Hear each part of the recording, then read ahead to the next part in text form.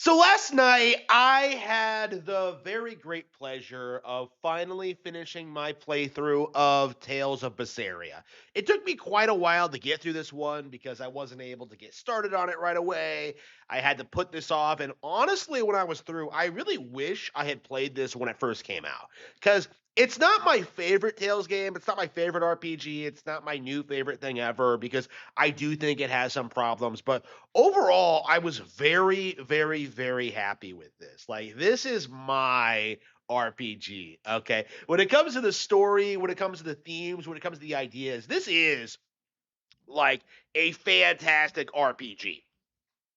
And I was very, very surprised at just how few people have acknowledged this as being a standout title, not only in the genre, but as a PS4 title as a whole. Like, this was a PS4 exclusive title once upon a time. And it's actually quite a bit better than the PS4 titles that people were glazing at the time. Games like The Last of Us, games like Knack, games like Crash Bandicoot 4, all the remasters, all the old games. Like, this is quite a bit better than I think Bloodborne. It's quite a bit better than anything I can think of. And I suppose that's just the nature of entertainment, where the really good stuff that comes out tends to get downplayed and ignored by the masses, right? People aren't looking for cool, interesting, like stories that tackle tough themes and ideas. Like, they just want something easily digestible, like protect the little girl in this generic post-apocalyptic wasteland. Okay, they can't handle anything that's a little bit odd, something that's a little bit offbeat, something that has like really bizarre fantasy concepts, right? Like, again, I feel like a normal person would play this and would get put off by like the tone, the style, the presentation, like, the weirdly bright visuals in this like really relatively dark and bleak story.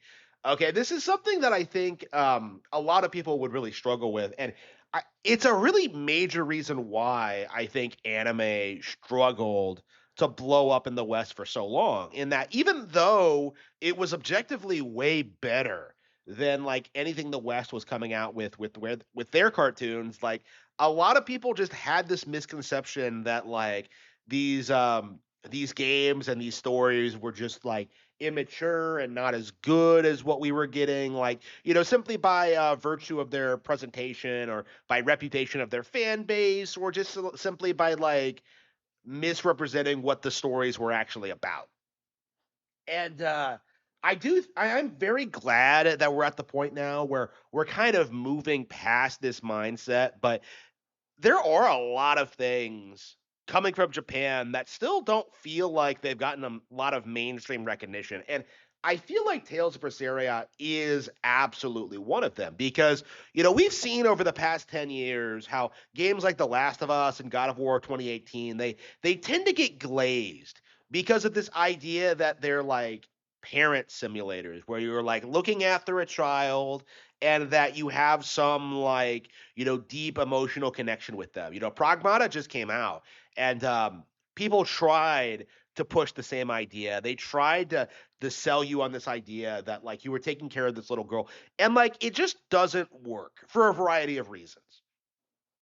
What I find interesting about Berseria is not only does it work, it works so well that it honestly kind of surpasses every other attempt in the genre that I've seen.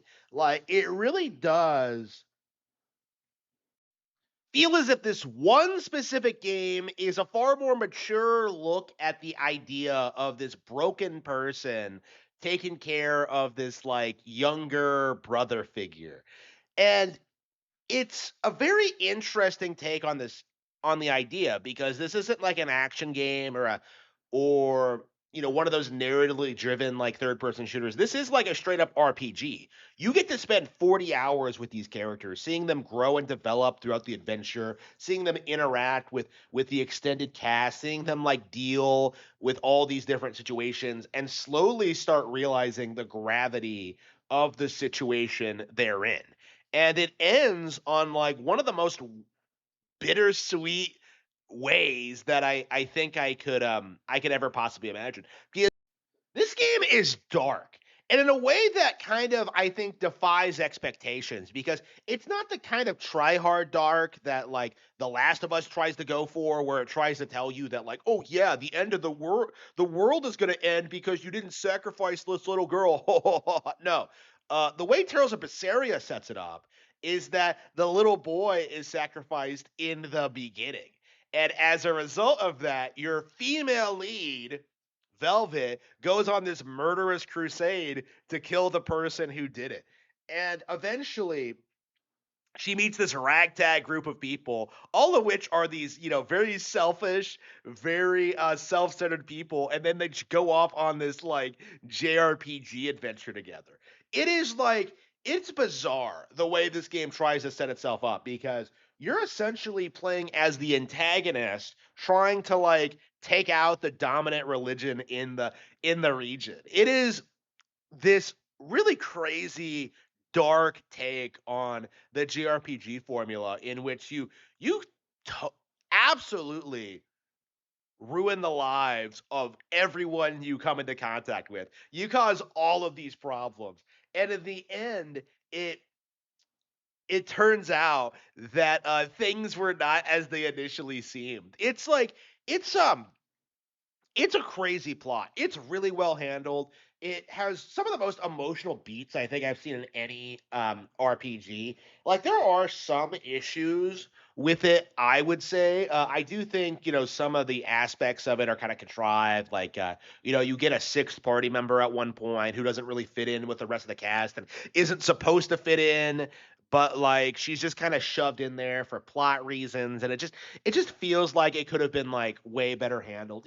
Like some of the side characters are really interesting. They're set up really well, and then they just don't really do anything until they're like their payoff. And it's just like in a lot of the game is 40 hours long, and it feels like they could have done a lot more with the side cast and like had them more like naturally integrated into the plot because this does suffer from the same problem that I think pretty much every Tales game has, where they're really written like shonen manga where things just kind of happen and you're supposed to just kind of roll with it. Like there is an overarching plot that makes sense, but like by and large, there are times where like characters just kind of appear out of nowhere and then disappear and then don't appear again until they're necessary.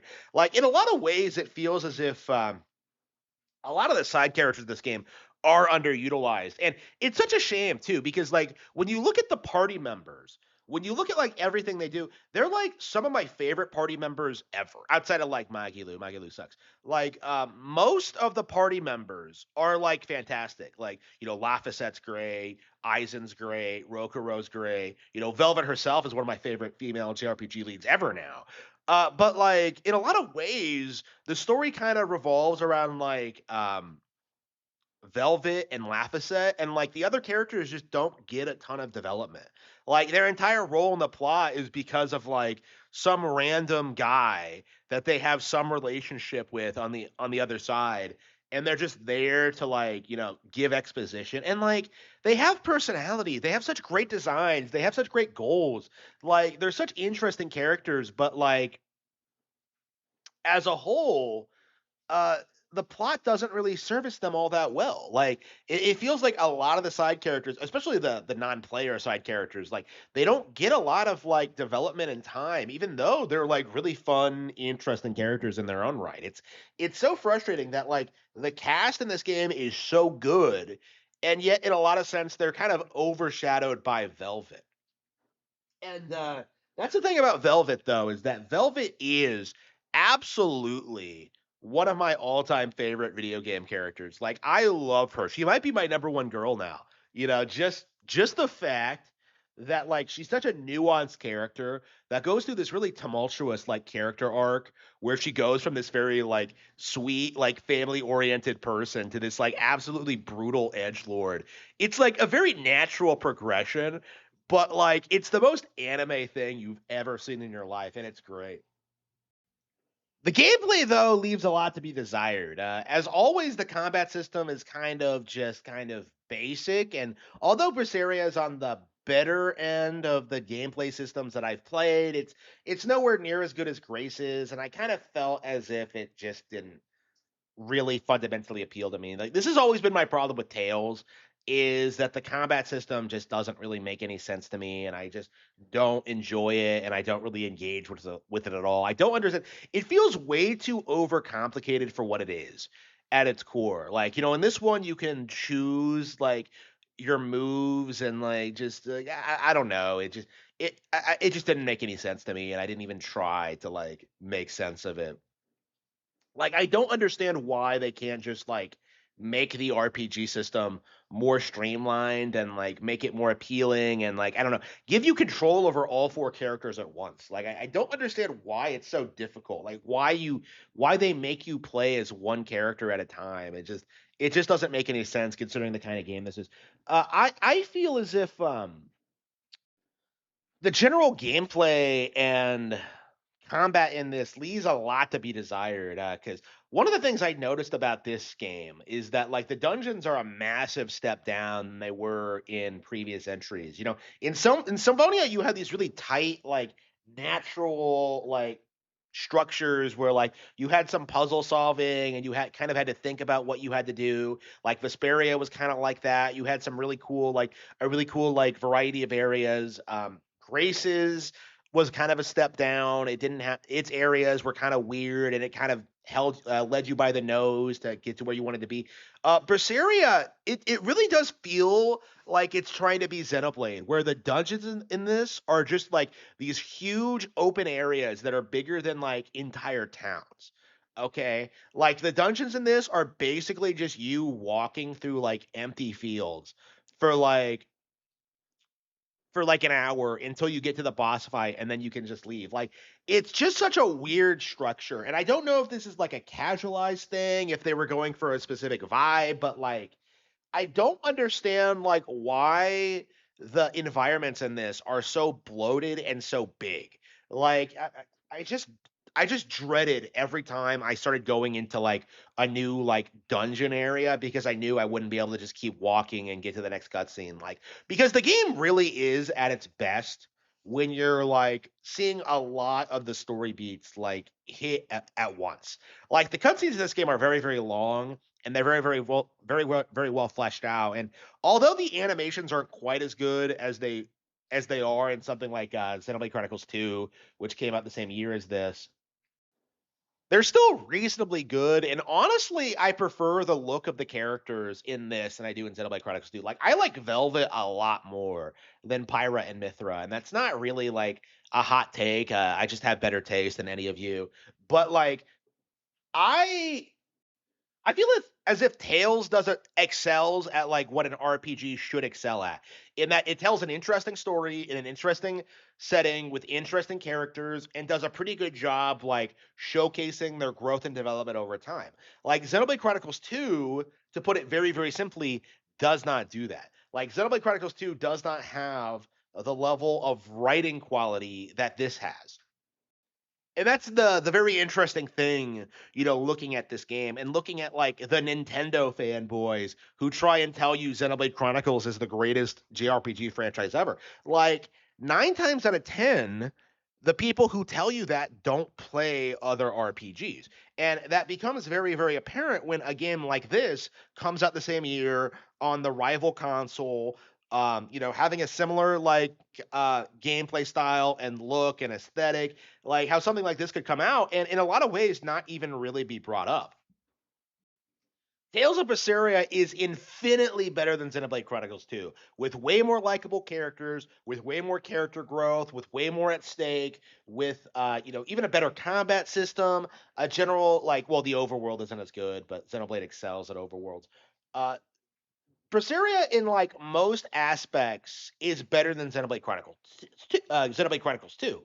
But because so many Nintendo fanboys don't play other RPGs, Xenoblade Chronicles 2 was glazed while the far superior Tales of Berseria was completely forgotten. I know a lot of Tales fans have been complaining about this specific remaster, but if this did not go multiplat, I never would have played it. I probably would have just stuck with like, the next Tales of Arise. release, or I would have like, just stopped at Graces, or like, a lot of people are like complaining about these endless re-releases and remasters, but considering my situation in which, I had simply not played a Tales game until relatively recently, uh what we're seeing now is that the series is having this huge surge of popularity because of all these re-releases. Okay, you don't have to buy these remasters if you don't want to, and all the purpose they serve is just selling themselves to a new audience of people who, in a lot of ways, had never even heard of these games before.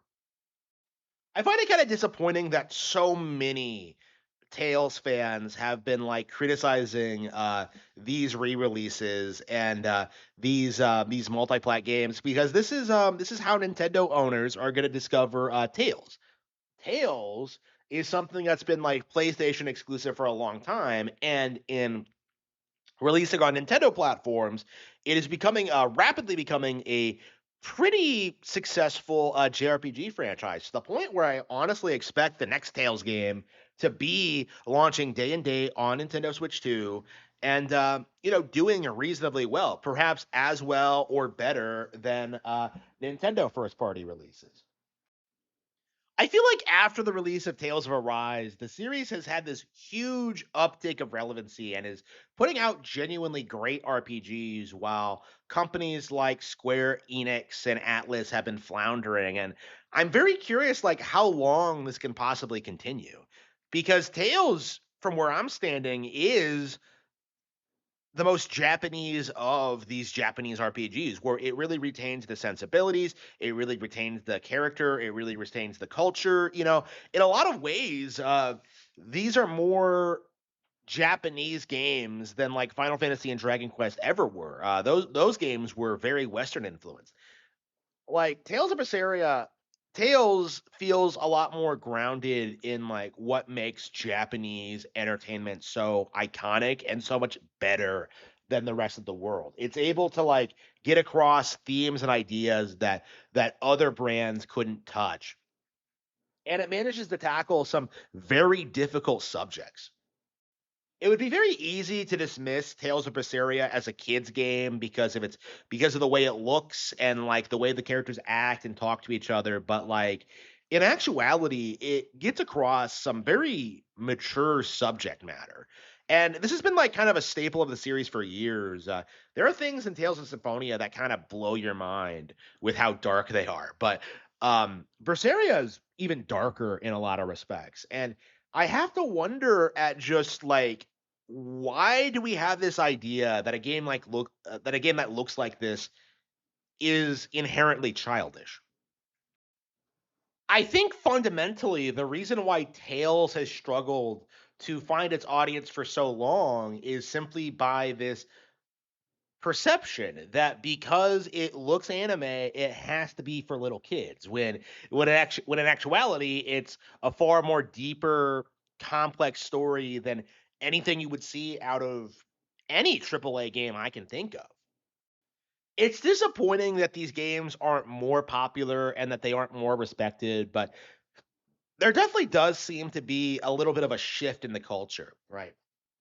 These releases are doing very, very well. More and more people like myself are discovering them and giving them the props they deserve. And I feel as if more and more games like The Last of Us and God of War 2018 will just fall by the wayside as more and more people recognize just how generic and uninspired they actually are. I think one of Tales of's greatest strengths is how willing the creators are to tackle all sorts of like different topics and really give a complex, nuanced look at how the characters feel about those topics. A lot of times the characters don't really agree with each other. They'll have conversations about it and there won't ever really be a satisfying conclusion. And I think that's kind of what's interesting about Tales is that even though the characters journey ends, even though the game is over, there's this implication that like things are going to continue as they have. Like Tales has this like feeling of grandiosity that I think other JRPGs don't have, where especially in Final Fantasy, you have this mindset where like you're going on this adventure to change the world or save the world and things will never be the same after this. And Tales doesn't really do that. Like Tails has this mindset where like life will go on no matter what happens. Whether Velvet wins or the antagonist wins, like, the world is going to change, but it's just a natural part of life essentially. As a result, these games feel a lot more character driven than any other RPG. The characters are motivated entirely by what they want and what they want to accomplish and their goals and like their ideas of how they're going to win and how they're going to get back at the antagonist. And it just makes you feel far more invested in the characters in this than you would in pretty much any other JRPG, simply by the sheer amount of time they spend hashing out each and every one of the characters, their motivations, their goals, like their growth, and just how good they are at getting these ideas across. Yeah, you can argue maybe it's a little bit too bloated, maybe characters hash out the same ideas too often, maybe they talk about the same things too much, but in the end, doing it this way is what gets you very, very invested in what's going on. There were plenty of things that I think Tales of Berseria could have done better, but by and large, I love this game. It really is one of those things that I don't think I would really change anything about it at its core from a story perspective. Honestly, I do wish the gameplay was a bit better and like the dungeons were a bit better designed. But like by and large, when it comes to like, the story and the characters, like I just really, really adore all of them. And I just am genuinely kind of upset that the game is over now. I know there is like another game in the same continuity, Zestria. It takes place like 1,000 years later or something. But I hear that one's not as good, and that like I'm probably not going to enjoy that as much. But like I am just like thrilled that I got to experience this game and that I got to enjoy it. It was a fantastic experience, and I am forever grateful for the developers for making it.